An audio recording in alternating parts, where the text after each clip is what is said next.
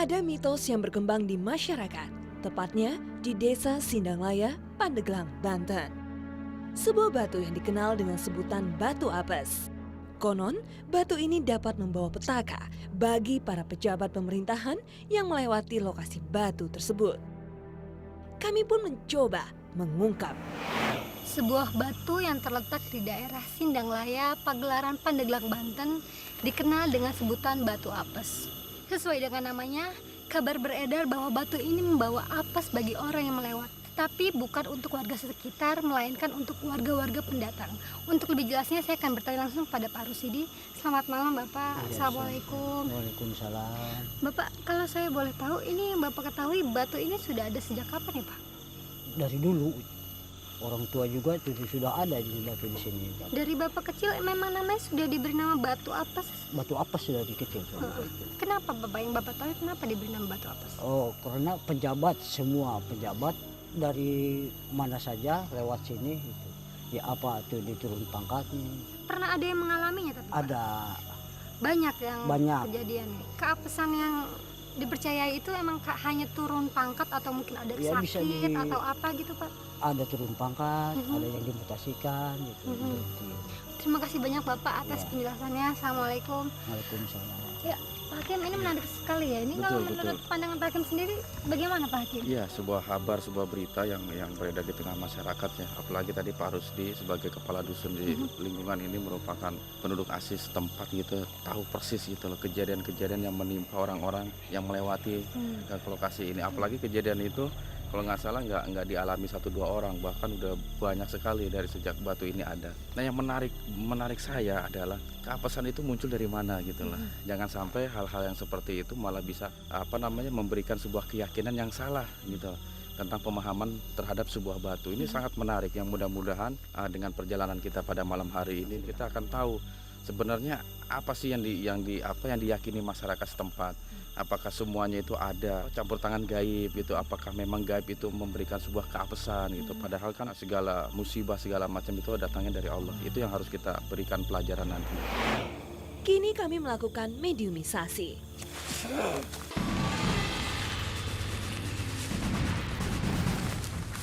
Assalamualaikum. Kalau saya boleh tahu ini Anda siapa ya? Apakah Anda penunggu sini? Ayah naon ya? Datang ke ieu tempat aya naon? Pertama kali saya ingin memperkenalkan diri. Nama saya Hakim dan ini rekan saya namanya Indah. Kuat tampi katarima ku Kang Aing. Anda sendiri siapa ya kalau boleh saya tahu? Ieu Kang Aing utusan Arjuna. Nu boga ieu patempatan. Aya naon dararia ka dieu, ha? Jadi saya mendengar dari informasi dari masyarakat sini tentang adanya batu apes ini. Anda tahu tentang batu apes ini? Salah dararia. Salah seperti apa? Salah kenapa? Ulah sok dikait-kaitkeun jeung bangsa Kang Aing. Hah? Dararia boga iman. Hah? Emangnya Aya kieu kitu nyalahkeun kana bangsa Kang Aing. Di mana keimanan dararia di mana? emang Oh orang yakin dararia ka Allah je dararia boga pangeran. Jadi gimana tentang cerita ada seorang pegawai baik dari itu kejadiannya sering loh, bukan dari bangsa Anda. Lain. Teu narima Kang Aing disalahkeun. Teu narima. Jadi Anda nggak mau disalahkan ya? Kalakuan manehna sorangan. batu itu sudah berdiri berapa lama ya? Seratusan tahun. Kang Aing rek kaluar, Kang Aing panas teu kuat ya. Kang Aing hampuranya. Kang Aing keluar ya. Tak lama, mediator ini malah berubah gaya. Mungkin ada makhluk lain yang menguasai dirinya. Assalamualaikum. Waalaikumsalam. Anda ini siapa? Siapa ini? Iya. Abdi nu boga ngaranna Arjuna. Nu boga ieu pantepatan. Aya naon? Kami datang ke sini tuh ingin mencari informasi tentang batu. Orang-orang kan mengenalnya ini batu apes. Tahu tentang cerita batu ini? Bos, kuari mandararia introspeksi diri masing-masing. Ulah sok dikait-kaitkeun jeung ieu itu. Jadi kejadian yang sering dialami oleh orang-orang yang Salah. ya. Terus kalau boleh tahu ini kenapa namanya batu yang dikasih nama batu apes? Bos, tuh kudu dibajakeun ku Kang Aing. Bisi timbul fitnah deui. Geus cukup zaman Kang Aing bae. Ya, Memangnya di zaman Anda seperti apa batu itu? baheulana ieu pantepatan dikutuk. Ah, Dikutuk. oleh siapa? Wes, Mungkin Anda bisa ngasih tahu cerita yang jelas karena banyak orang yang takut lewat sini. enggak salah dipakai kasihan. Gua tanggung jawab Kang Aing. Anak buah Kang Aing kuangnya ditarik. Oh, yang iseng-iseng mau ditarik biar nggak ngeganggu lagi. Tapi Anda sendiri apa namanya tinggal di sini atau di lokasi lain? Tuh, istana Kang Aing tuh. Dulu kerja tuh. Kang Aing menang mandat. Tah ngajaga i wilayah. Ku jalma-jalma anu saraka. Tapi darari salah sangka karena Kang Aing. Lah, bangsa Anda juga nggak senang dengan manusia yang Tuh serakah. senang Kang Aing ge. Kenapa nggak suka dengan orang yang serakah? Jalma-jalma anu saraka. Nu nyang sarakeun kana kabehan. Kabeh nu aya di alam dunia eta ilmu. Jeung bekal dararia keneh. Mangpaatkeun ku dararia ulah sieun. Naon nu dipake kasieun ku dararia? Dararia boga pangeran. Garableg iman dararia. Entah kenapa, makhluk ini menangis. Karena Anda Aing teh senang bangsa aing disalahkeun bae bangsa aing. jadi hakikatnya keapesan itu bukan Lain Dari lain di manusia bangsa itu sendiri. aing. Masalah kadingan Allah anu ngatur lain bangsa aing. Aing makhluk anu lemah sarua bae. Dararia makhluk anu sampurna ti Kang Aing. Kuduna dararia boga pikiran kabehan. terus Laut Kang Aing panas. Kang Aing rek keluar. Bang wartoskeun kana wargi-wargi di dieu. Tong sieun kudu yakin ke Allah. Doa Allah.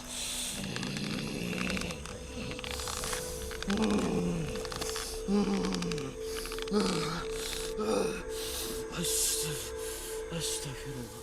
Tiba-tiba ada makhluk yang ke tubuh Umi.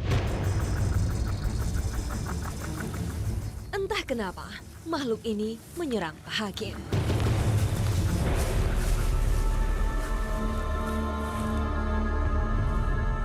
Kami mulai menggali informasi. Assalamualaikum. Ini kalau saya boleh tahu ini ada siapa nih? bisa perkenalkan diri Anda. Ya. Kita lebih baik berbicara, ngobrol, iya, berdialog ngobrol. dengan damai. Karena yang kami perlukan hanya informasi, Pak. Karena banyak dari saudara-saudara kami ini yang salah dalam menilai dengan adanya sebongkah batu yang katanya dapat memberikan keapesan buat pegawai, instansi pemerintah yang punya jabatan khususnya akan dipecat atau dimutasi atau turun jabatan.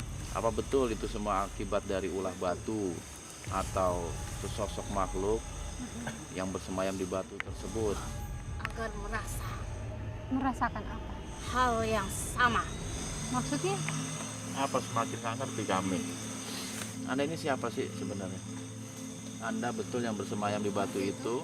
Iya, Lalu semua hal-hal keapesan yang terjadi itu benar ulah Anda? bukankah sudah banyak yang terjadi? Mengalami keapesan maksudnya? Ya, Itu mungkin kebetulan aja kali.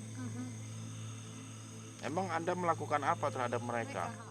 berikan rasa kegelisahan dan penderitaan. Sejarahnya gimana sih Anda sampai melakukan kayak gitu? Karena begini, terus terang aja ini cukup menarik, unik gitu loh. Uniknya apa? Kenapa kok ada keapesan itu terjadi karena batu gitu? Ini bukan hal yang unik, tapi ini seharusnya menjadi hal yang menakutkan. Maunya Anda begitu, orang pada takut.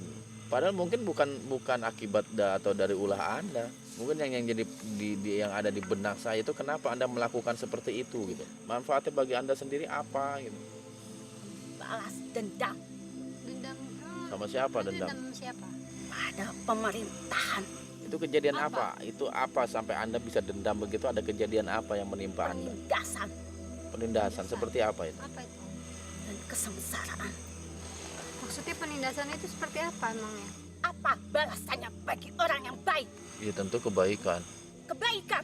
Tapi apa yang diterima oleh seorang pemuda yang baik? Apa saya nggak ngerti, nggak paham. Penderitaan. Maksudnya apa? Saya nggak paham itu.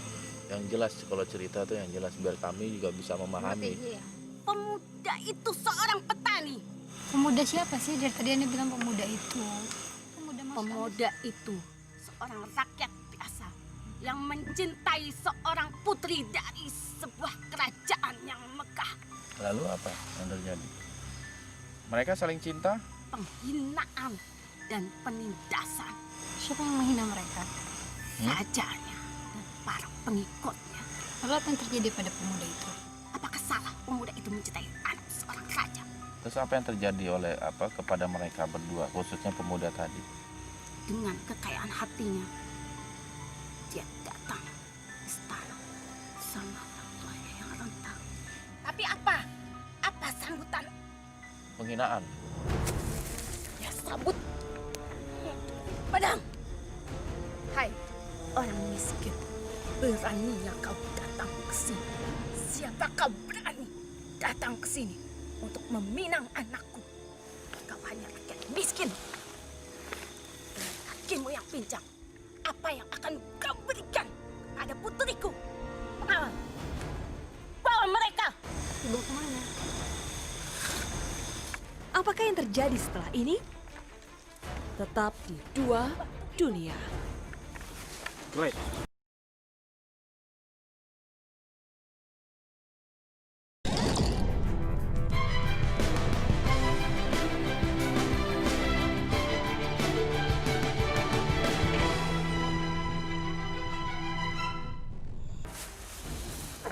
Lihat batu itu. Kenapa batu itu? Ya, kelihatan. Jadi tumpahan darah. Waktu kita bertumpah darah pernah. Maksudnya apa? Waktu itu dibunuh sama waktu dibunuh.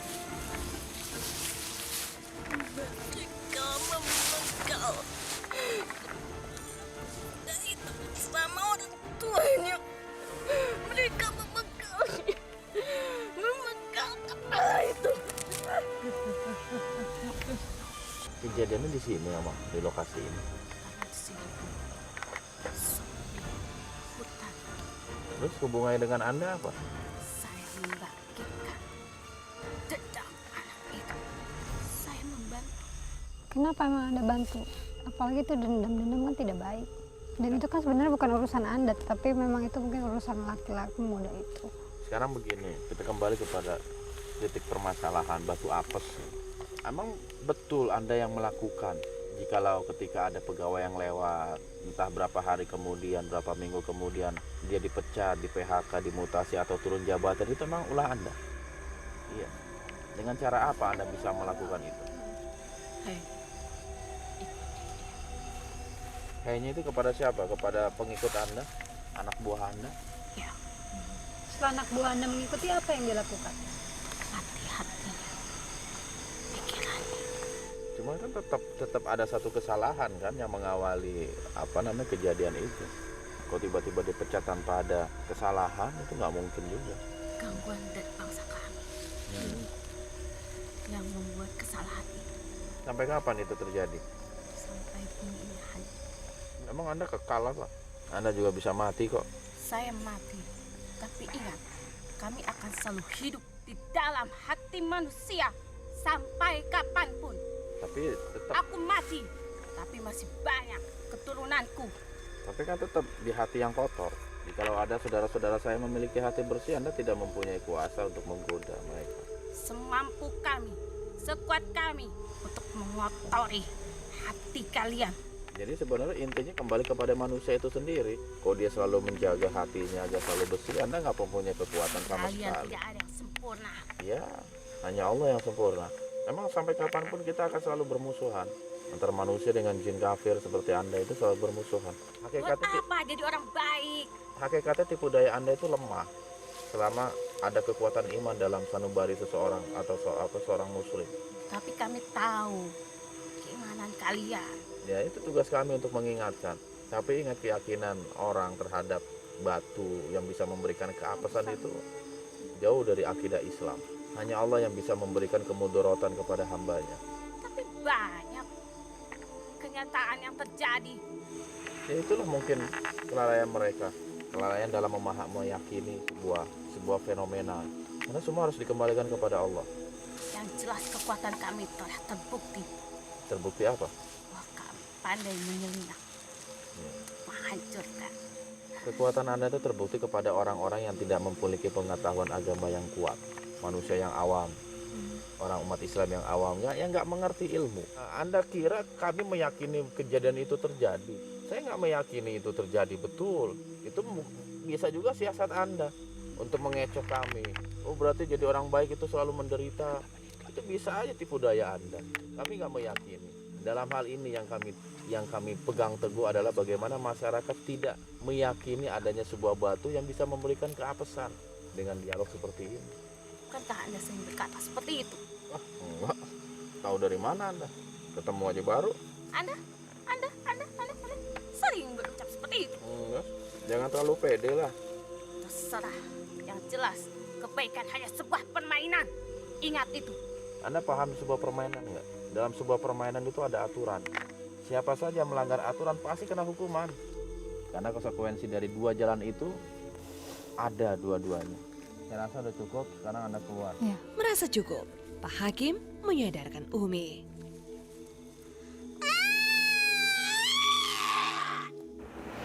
Ya Pak Hakim, alhamdulillah kita sudah melakukan mediumisasi. Lalu hikmah apa yang bisa kita dapat Pak Hakim? Ya, mungkin ada beberapa pelajaran ya yang kita bisa ambil dari mediumisasi kita tentang lokasi di daerah Banten ini. Memang pertama mediator itu menunjukkan makhluk yang ketidaksukaan terhadap mitos yang berkecamuk di masyarakat itu. Bahkan mereka memberikan ingatan bahwa itu semua bukan ulah bangsa kami dengan bahasa seperti itu. Dan yang menarik lagi ada mediator terakhir itu yang memang mengakui saya mau melakukan gitu. Karena dendam dan lain sebagainya. Itu yang cukup menarik gitu. Cukup menariknya apa? Kita dihadapkan dengan dialog yang menurut saya sangat bermanfaat gitu. Di mana kita bisa mengetahui tipu daya mereka gitu. Pada hakikatnya bahwa keapesan itu bukan mereka yang lakukan gitu. Lalu kalau dari Islam sendiri memandang keapesan itu seperti apa Pak Hakim? Iya, jadi begini. Di dalam Islam itu baik buruk seseorang itu asal dari Allah. Allah kah yang memberikan sebuah kemudorotan atau bahasa gampangnya sebuah keapesan gitu loh. Oleh sebab itu Rasulullah SAW memberikan sebuah kunci agar kita bisa terhindar dari segala macam kemudorotan. Apalagi ketika kita melewati tempat-tempat yang diyakini ada kekuatan gaibnya, ada kekuatan yang suka iseng gitu. Dengan doa Bismillahirrahmanirrahim, dengan menyebut nama Allah, la yaduru, yang tidak ada satupun yang dapat memberikan kemudorotan atau keapesan, ma'asmihi syai'un, ketika nama Allah disebut. Artinya apa dari doa ini? Rasul mengajarkan kepada kita untuk senantiasa berdoa ketika kita melewati satu jalan, melewati suatu makam dan lain sebagainya gitu. Pada hakikatnya Islam telah memberikan sebuah solusi. Terakhir yang kita bisa ambil manfaatnya adalah sekali lagi tipu daya jin itu sangat luar biasa.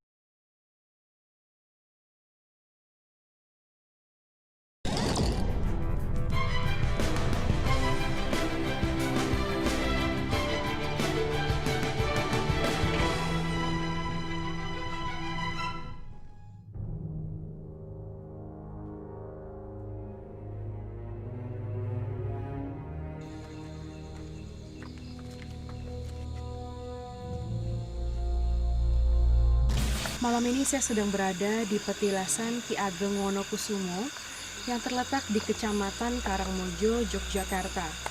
Konon banyak orang yang datang untuk meminta berkah dan hajatnya pun juga dikabulkan. Siapa dan bagaimana sosok beliau? Untuk cerita lebih lengkapnya sudah ada Pak Karnoto. Bapak Karnoto. Assalamualaikum Pak. Bisa diceritakan Pak siapa sosok Ki Ageng Wonokusumo Pak? Yang Ageng Wonokusumo niku kagungan sahabat cacahe 9. Sejak kapan ada petilasannya beliau di sini Pak? Berangkate pembubaran Mojopahit. Apa benar Pak banyak masyarakat yang datang ke sini dan doa untuk meminta berkah seperti itu Pak? Pernah Seperti apa? seperti yaitu orang yang belum duwe sulami supaya bisa untuk sulami. Nek ana ning wong nyambut gawe nang pemerintah supaya njaluk diunggahke pangkate ono. Terus ana neh sing dinarani wong bakul supaya iso lancar. Kalau ini Bapak, makhluk yang ada di sini itu berupa apa aja Pak? Wujude ingun-ingunan. Eyang Ki Ageng Wonokusumo singa. Ya, terima kasih Bapak atas penjelasannya. Assalamualaikum Pak Hakim. Waalaikumsalam. Setelah mendengar cerita tadi Pak, mitos apa yang akan kita ungkap pada malam Ya, ini? mungkin sebuah fenomena lagi ya di tengah masyarakat kita ketika seseorang dihadapkan oleh sebuah masalah, mereka banyak yang mencari solusi ke tempat-tempat seperti ini ya, sebuah makam, sebuah petilasan gitu. Kalau petilasan itu kan memang tidak ada jasad yang dimakamkan gitu. Ini menarik juga untuk kita coba ungkap, terutama tentang sosok Ki Ageng Wonokusumo itu yang menjadi target para pencari-pencari berkah gitu dalam mereka mencari solusi dalam kehidupan mereka.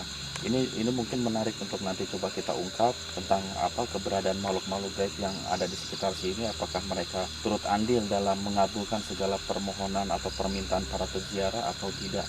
Mungkin nanti kita akan coba telusuri lebih dalam lagi dalam mediumisasi. Waktunya mediumisasi.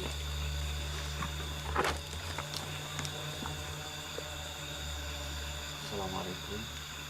Waalaikumsalam. Ada apa gerangan saya dipanggil di sini? Ya, kami hanya ingin mengetahui tentang tempat ini. Tapi sebelumnya boleh tahu siapa Anda? Saya adalah datang dari daerah timur. Kalau Anda sendiri melihat banyak sosok makhluk-makhluk gaib yang berada di sekitar makam ini atau petilasan ini? Banyak bermacam-macam makhluk yang ada di sini. Untuk kalian tahu, Apa aja jenisnya yang Anda ketahui, yang Anda lihat? saya hanya seorang yang bersemayam di tubuh ini. Ya, Bersemayam. saya dulu adalah seorang penari. Seorang penari. Ya, maka dari itu saya mohon kepada Anda izinkan saya istirahat sejenak di sini. Maksudnya Anda kesini hanya Jika mampir? nanti kalian akan memanggil seseorang akan membiarkan semua cerita yang ada di sini. Terima kasih. Assalamualaikum.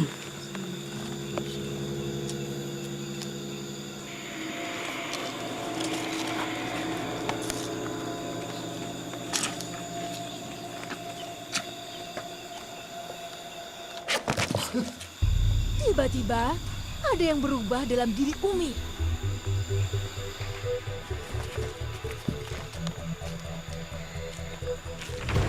Saat bersamaan ada makhluk ke mediator lain.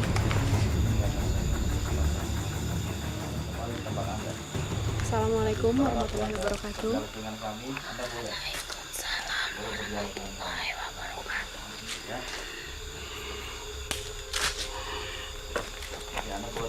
Boleh tahu Anda siapa? Saya Putri. Nyi Ageng Sekar Kusumo.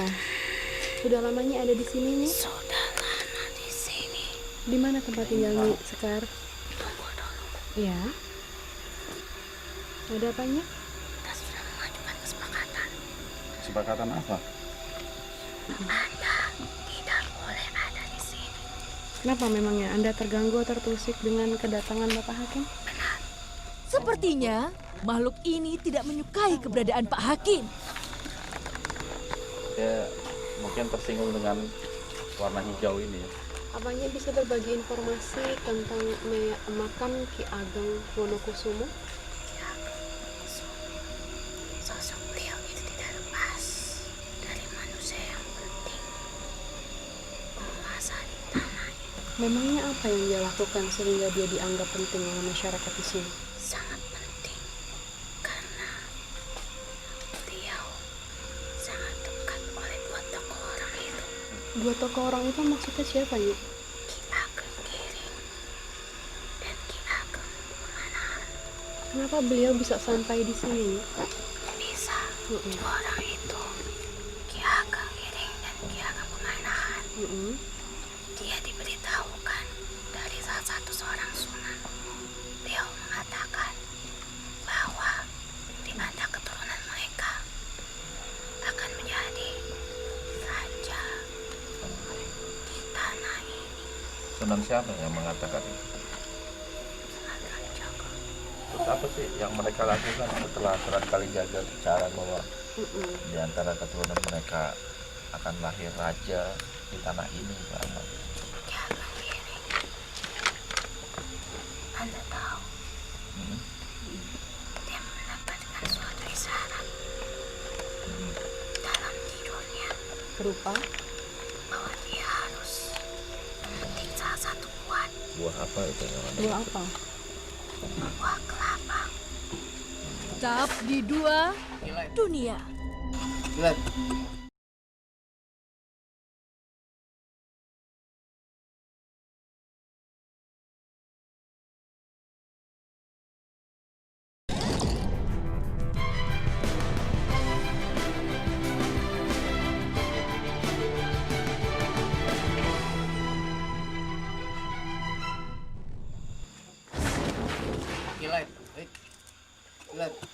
Memangnya ada apa sih di balik buah kelapa itu? Ada artinya? Saya sudah katakan, beliau harus jauh dari saya. Ya. Kemudian setelah itu, nih, Dia akan Giring memetik buah kelapa itu di belakang rumahnya. Ketika dia terbangun dari tidurnya, tapi karena masih gelap, dia belum merasa haus. Lalu ia simpan kelapa itu. Kenapa kemudian keluar dari tubuh ini lantas Anda Lalu dia duduk di pergi sampingnya menjadi masalah? untuk bekerja. Kasihan Maka dia pemilik merasa ini lelah dan itu. merasa haus. Nah, terus setelah ini keluar, Lalu kita datang dialog dengan Anda nggak apa-apa. setelah itu ketika ia datang. Dia merasa bahwa tidak ada orang. Maka ia datang melalui pintu belakang rumah. Ya, Anda Dia tutup akan aja. Giring. terus apa yang mereka lakukan?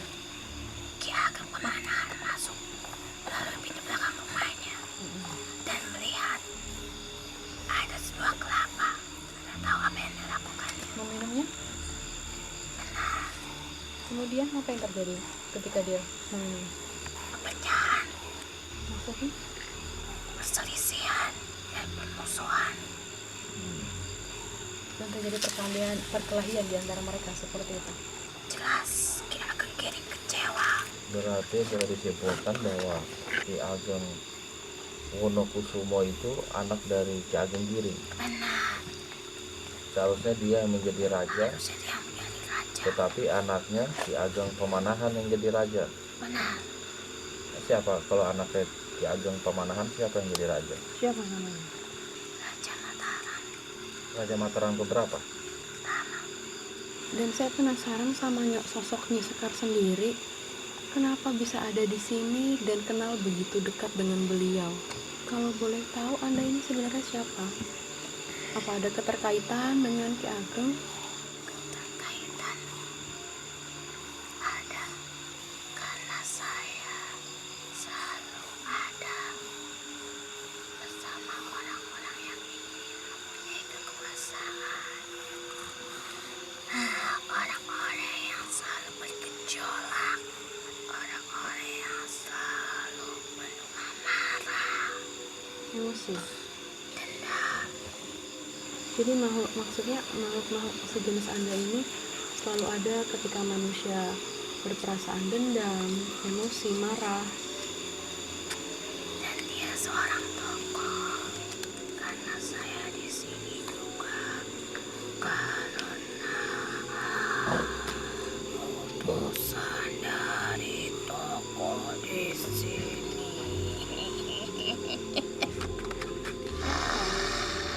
Sosok yang kalian kenal. Di sini ada maksudnya. Paling benci sama saya. Benci. Ya Anda kelihatannya baik, kelihatannya memasyarakat gitu, padahal ya banyak masyarakat yang Begitu juga tertipu. dengan kamu. Kata siapa? Terlihat baik, Ya, tapi hatimu busuk. Memang hati itu milik Allah dan Anda tidak mengetahui sedikit pun tentang hati. Baik buruk seseorang hanya dirinya dan Allah yang tahu. Saya tahu Anda dari selatan kok. selatan mana? Selatan sini, laut.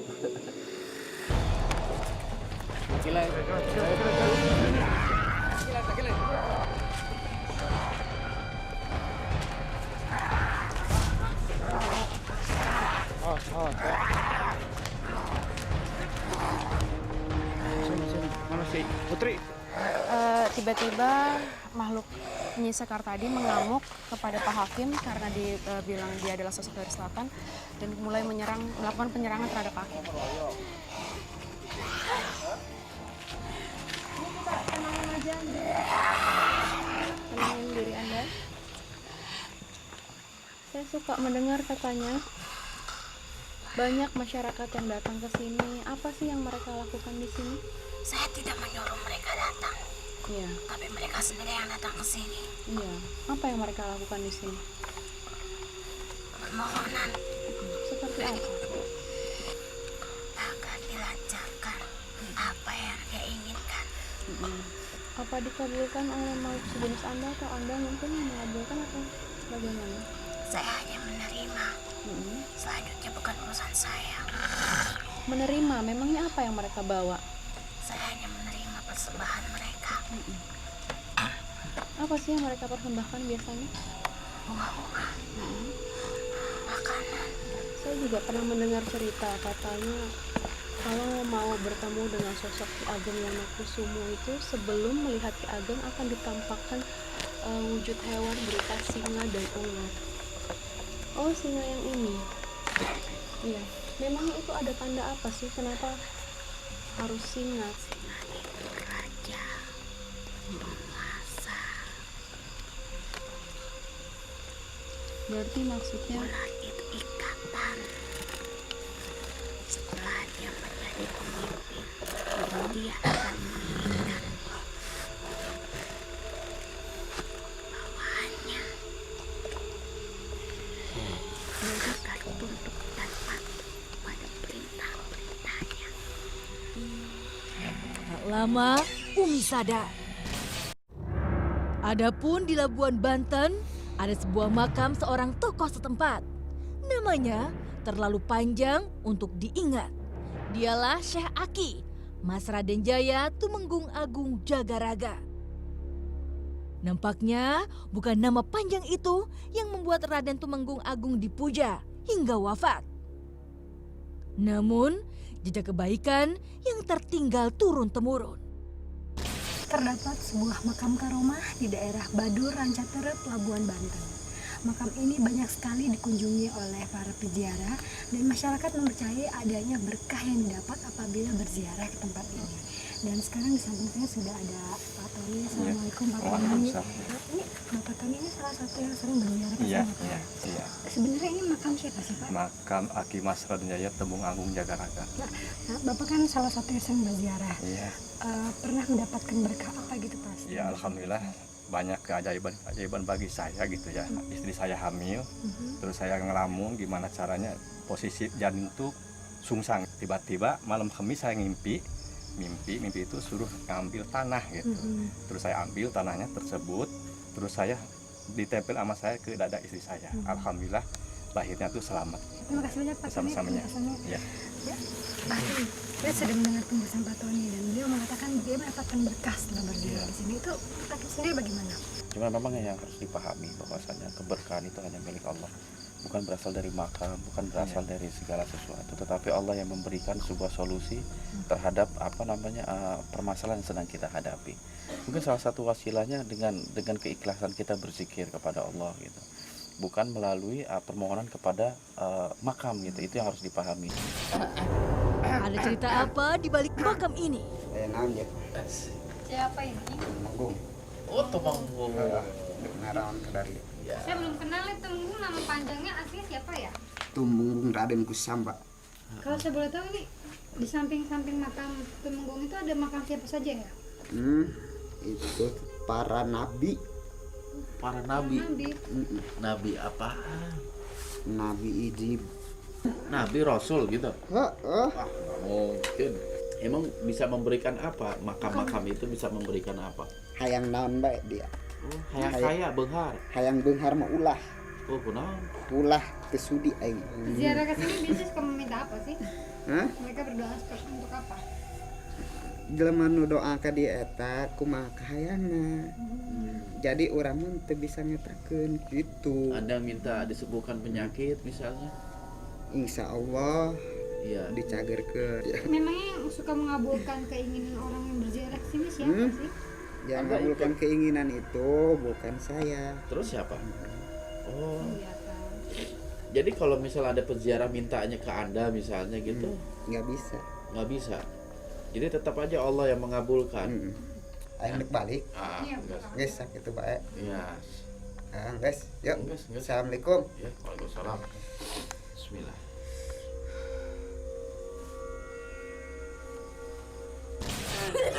Tak disangka, Umi juga yang terkena imbas energi.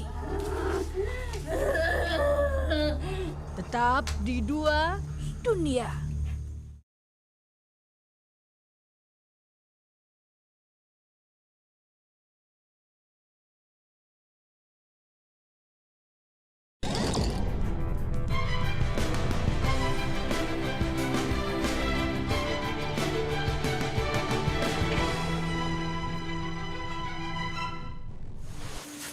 Assalamualaikum.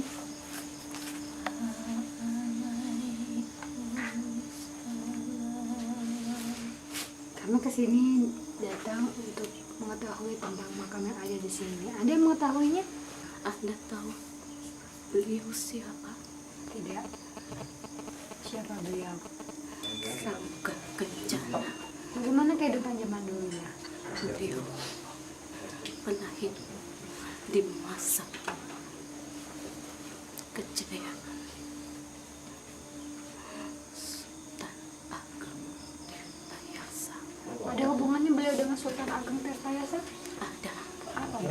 Dia sangat dekat dengan salah seorang putranya yang bernama Syekh Yusuf.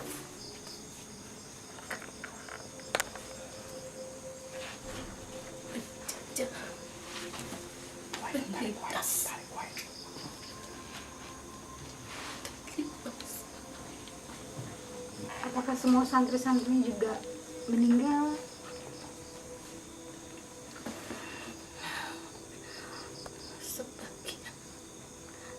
Sebagian berhasil melarikan diri dari tempat. Anda tahu siapa yang ada di makam ini? Siapa? Beliau beserta keluarganya. Karena dia mempertahankan agama. Anda tahu ya pasti banyak orang yang datang ke sini untuk berziarah. Dan dari kabar juga bahwa apa yang mereka doa di sini banyak terkabul gitu. Itu bagaimana bisa?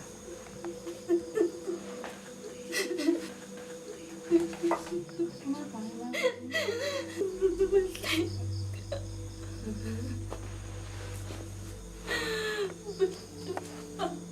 Memohon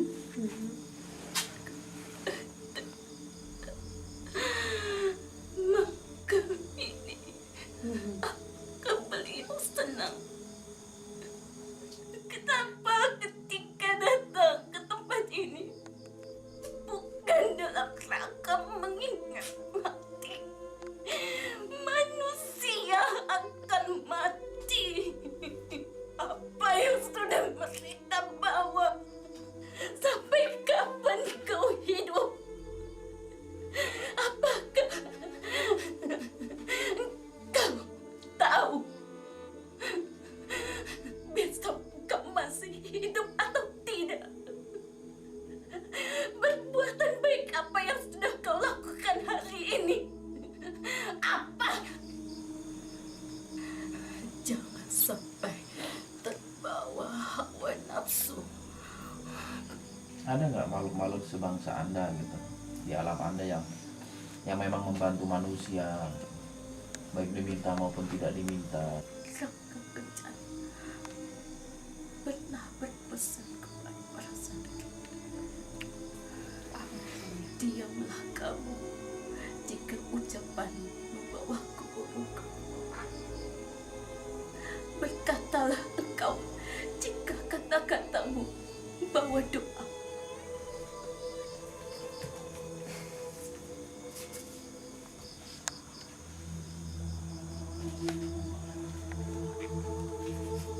Akhirnya, Umi sadar. Hakim, alhamdulillah kita sudah selesai melakukan meditasasi. Lalu hikmah apa yang bisa kita ambil, Pak Hakim? Ya, yang pertama intinya sih sebenarnya karakter makhluk ya. Seperti itulah ketika kita bersinggungan dengan makhluk gaib.